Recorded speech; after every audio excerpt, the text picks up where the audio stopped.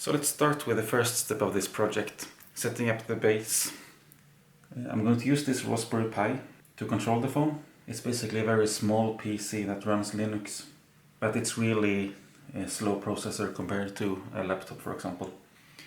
And these Raspberry Pis comes in various sizes and styles.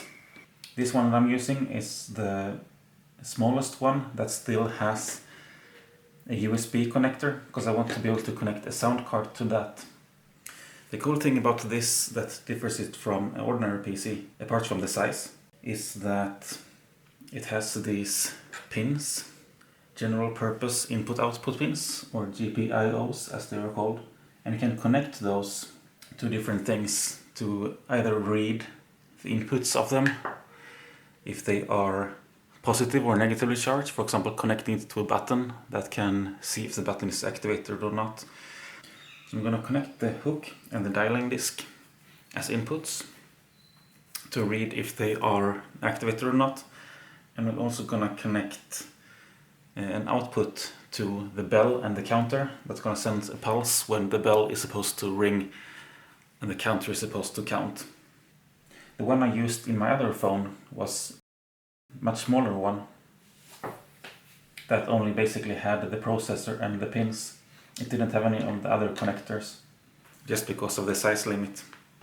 You can get one with a much better processor and RAM than the one I have here, but I don't really need it for this project, so this one will do fine. So the next thing to do is to install the OS onto a micro SD card. So to install the OS, you put your memory card into the PC, download the RPI imager and open it up. Select which Raspberry Pi you're using. I'm using the Raspberry Pi 3 Model A+, so it's that one. These top OSs have a desktop included. I'm not gonna connect any keyboard, mouse or monitor to it. I'm just gonna remote into it with command line. So let's go into other, Raspberry Pi OS Lite with no desktop environment. This is the one I will pick. A storage device, that's the memory card. And let's add some settings.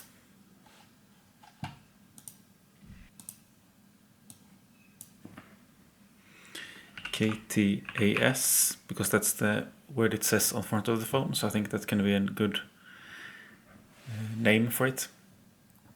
Username, Eric, password,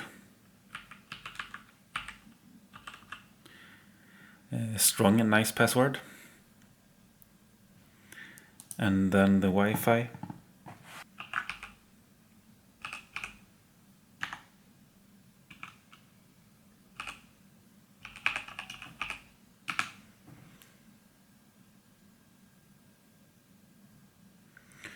Country, SE, local settings, keyboard layout.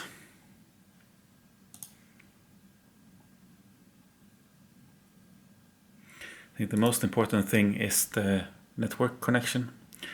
So it can set that up properly, so you just can SSH into it later.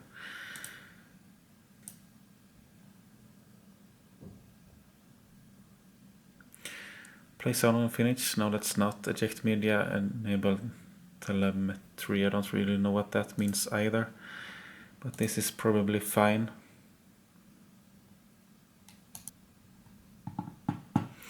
And that's that. So here I have my micro SD card. I'll plug it in like that, and that is the only memory it has, except from the RAM, of course. Then I'll just plug this in to ordinary phone charger, like so.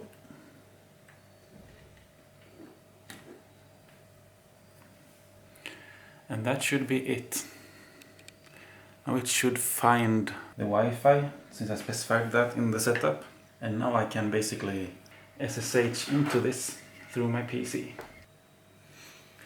So I have the Linux terminal open here on my laptop.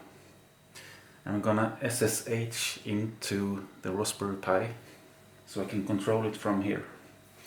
So typing SSH and then the name of the Raspberry Pi, I called this KTAS because that's what it says on the front of the phone. .local, and that should be enough. This is the first time, so it's gonna set up a fingerprint just so no third party can connect in between. This is all on a local network anyways, so and then I have to type in the password. You never see anything happening when you type in a password in Linux, so you just have to assume everything typed in correctly. And it did. What I could do, if I log out from this again, if I don't want to type in my password every time, I can SCP for copying a file from this laptop into the Raspberry Pi, and I want to go into my SSH key folder. I want to grab my public key and copy that to ktas.local : and call it laptop K, for example. And I have to type in the password again for the second last time, like so. I'll just go back into Raspberry Pi. And you can notice here that I'm still the same user logged in. It's called Eric in both cases. But my laptop is called Fedora and the Raspberry Pi is called KTAS. So that's how you can see that I'm actually logged into a different PC. And if I do a ls here for list, then my laptop key is there. And I can type cat laptop key to view it. I'm gonna pipe this into the end of the authorized keys file in the SSH folder. And now if I log out again and log back in again, I no longer need a password. So let's start to do something fun with this. Let's try to create a button. I'm gonna use this board for testing things with. And these pins all have different abilities. Some of them are for measuring inputs and outputs, and some of them are just ground or voltage. This one up here is 3.3 voltage. So I'm going to connect that to the plus bar on this board. And then I have a minus pin here that I'm going to connect to the minus side. Like that. And this one is going to be representing the button. I'm going to connect it to the first generic purpose pin like that. And now I can start to write a script. I'm going to open up a text editor. I'm going to use Vim for this, because that's the one I prefer when it comes to terminal-based text editors. I'm just going to call this file test.py, because py is the file ending for Python files. First I have to import the GPIO module, and that is in the RPI module. From RPI import GPIO, and that should contain everything we need to control these pins. So first I need to set mode, and that is to tell the script how I'm gonna define these pins. If I'm gonna count them by the pin number or by a different type of naming. And I'm going to do it based on pin number, that being BCM. And then I connected this purple cable to pin number 2. So I'm gonna say that purple equals 2.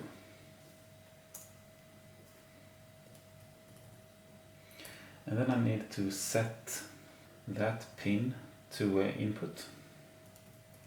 Set up. Purple pin to input. And now I just want to print out the input of this, so I'm gonna make a while loop. While true, print GPIO input purple. And then this is just gonna loop over and over again. So I want to add in some kind of timer, not to spam the output completely. So I'm gonna add import time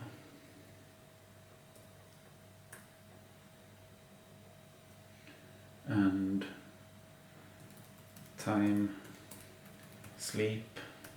Then we define how many seconds. I'm gonna want it to sleep for 0.1 seconds. So now this should print out the status of this purple pin. Let's see if this works. So I'm gonna run Python, spelled correctly, and then test.py. Nope.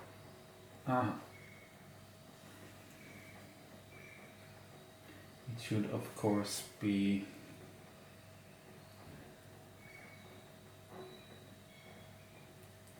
input.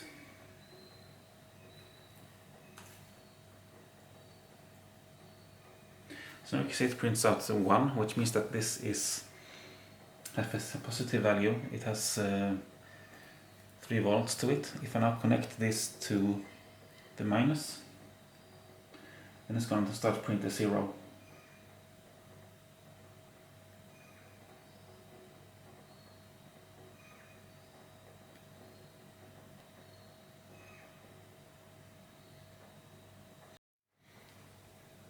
So this state, when this is not connected to anything, could basically give any output. Right now it's giving 1, but it could also give 0. So just to get that more stable, I'm gonna add this about 500 ohm resistor from the minus to this input. So now it's always at 0.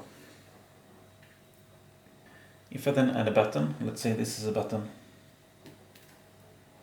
that I connect to plus 3 volts, and then connect that to this pin, then it's gonna go up to 1 again. So that's basically what I'm gonna do. I'm going to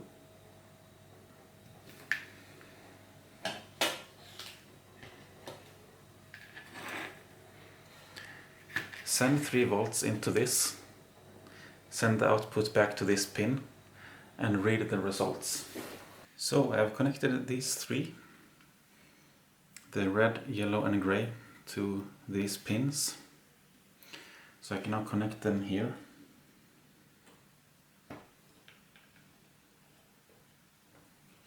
Like that. And I'm gonna connect the red one to the 3 volt pin on the Raspberry Pi. That should be that one. So 3 volts will come into it, and as soon as I start dialing, it will go through to the yellow and the gray one as well. I'm gonna hook up the ground here while I'm at it. And then I have pin 2 and 3 that will read the inputs. So I'm connecting yellow to yellow and green to gray. Green and gray, that's similar enough. And then I'm gonna add this resistor as well to ground. So when there's no voltage coming through, it's going to be connected to ground. So it always have some sort of state and won't go unpredictable when it's not activated. I want to keep the imports from RPI, import GPIO and import time, and set mode, let's keep that one too. Now I don't have the purple anymore, so I'm gonna replace it with yellow equals 2, it's the second pin, and green equals 3.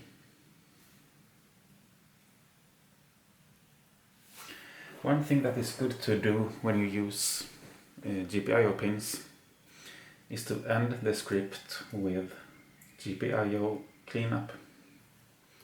That resets everything. But since I'm ending the script by pressing escape, I have to use a keyboard interrupt.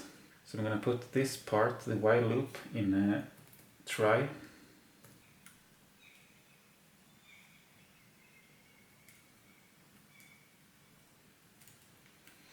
Like that. And then accept keyboard interrupt.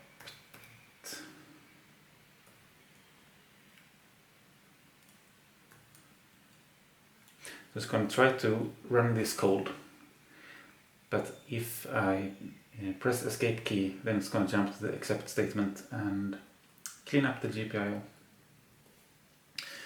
So let's just take a look and see what we have so far. It's printing out, of course I don't want to print out purple, I want to print out yellow and also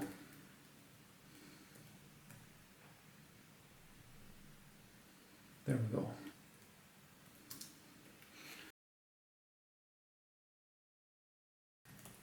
So now it's going to print out first the state of the yellow one and then the state of the green one.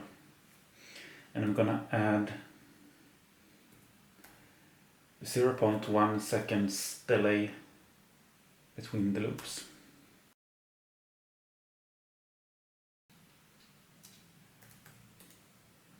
So if I run this now, oh, I apparently forgot to set up the channels.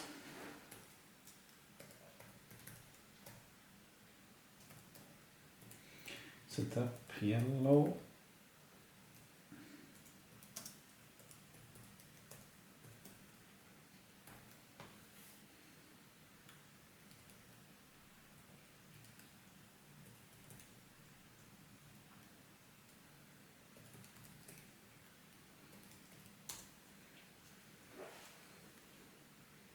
So now we have zeros. If I start dialing this one, we get ones on both.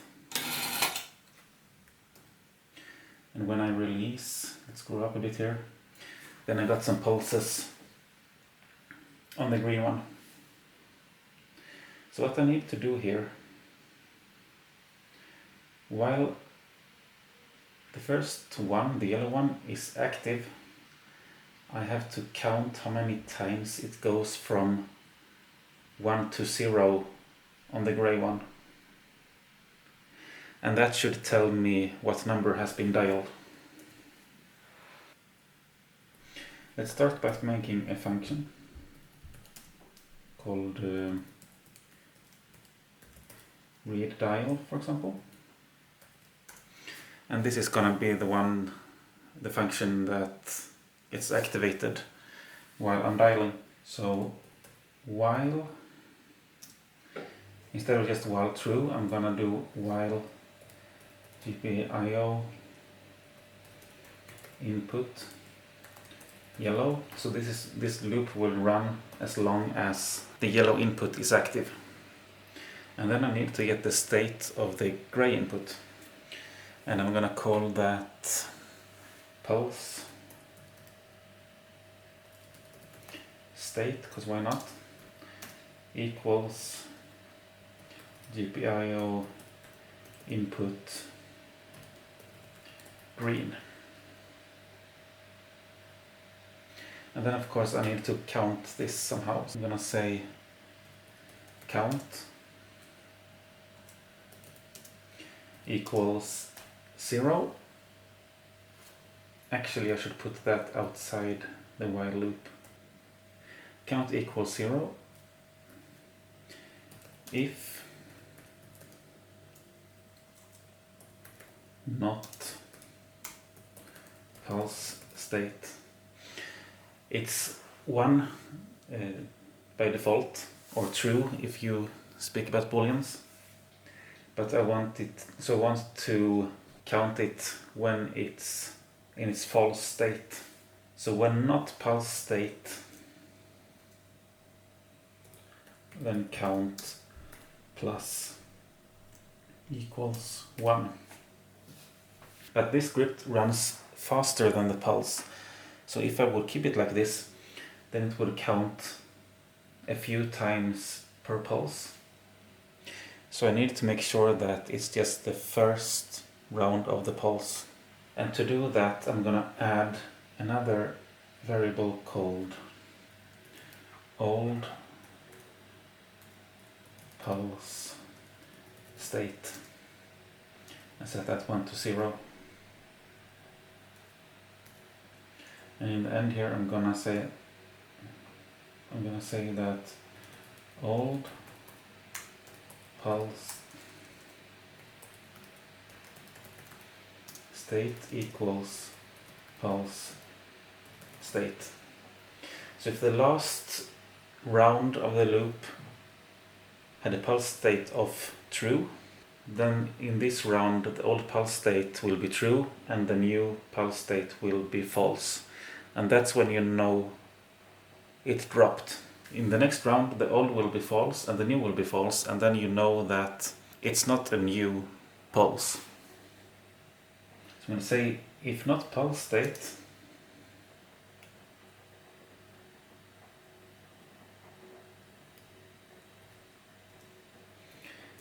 and old pulse state, count plus equals 1. Just to show what I mean. So here, for example, the yellow one is active and the gray one is counting 0, but I only want to count the first one. So check if the old one is a 1 and the second one, the current one, is a 0. That means it just shifted. The next time both will be 0, and that I'm not interested in. So that's what that part is doing.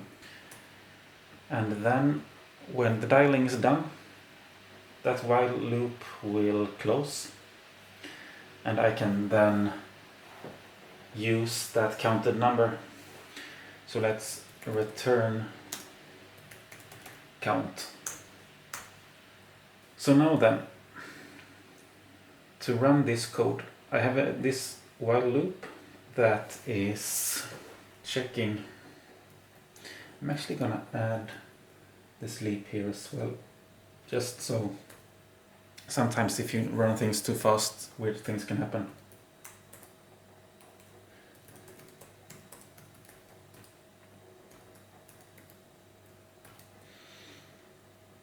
Alright, so while true, which means that this will just loop over and over again until something is dialing, I'm just gonna add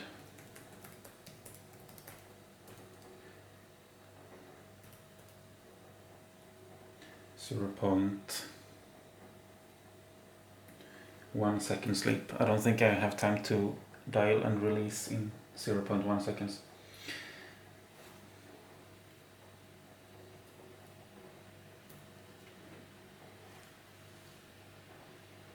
And then if the yellow one gets activated, if GPIO input yellow, then number equals read dial.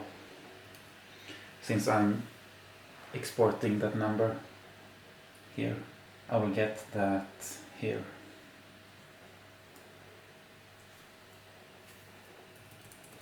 And then let's just print that number.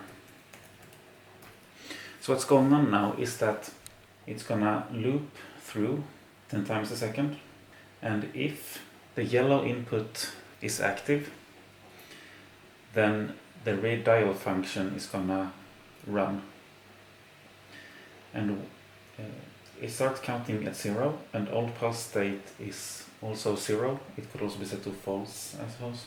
And then while the yellow is still active, it checks if the green one is inactive. And if it is inactive, and it was active before, then it counts +1.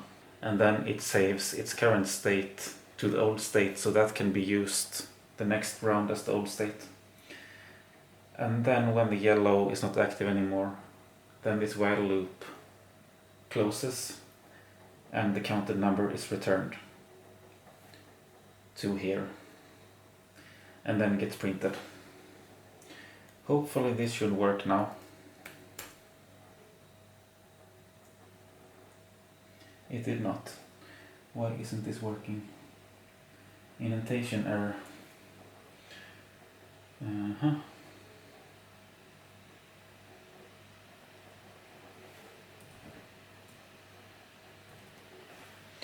Could that be it? Python test.py. If I start dialing a 1, it gives me a 2. If I dial a 2, it gives me a 3. 5, 6, 0, 11. So it is consistent, but one number off. I wonder why that might be. Let's see.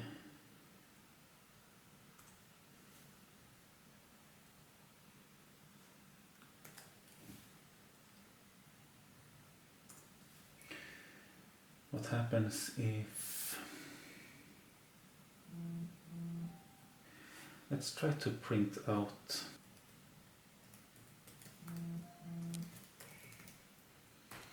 the pulse state. If I dial a 1,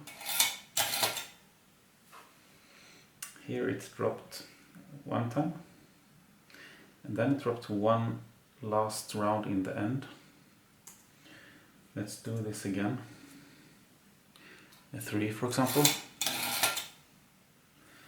Then we have 1, 2, 3 ticks, and one final one.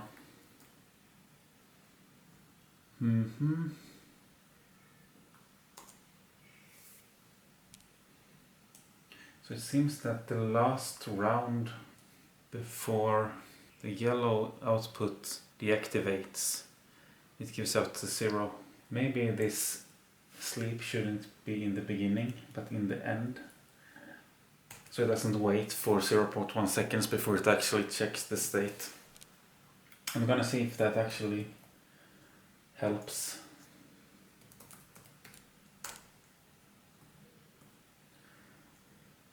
Now I'm dialing a 1.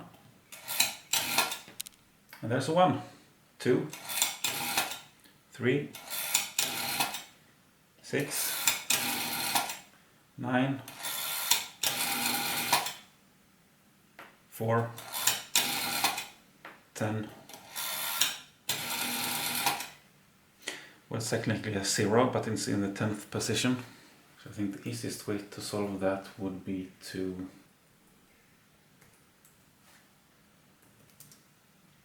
if count equals 10,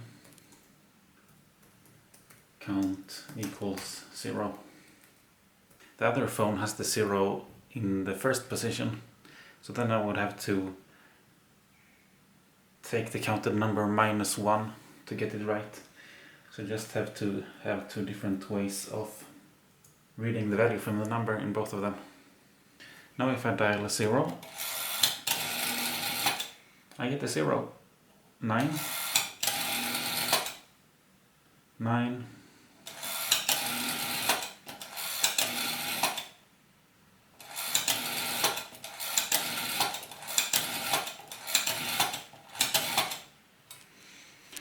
Nice. That's all for today. Thanks for watching.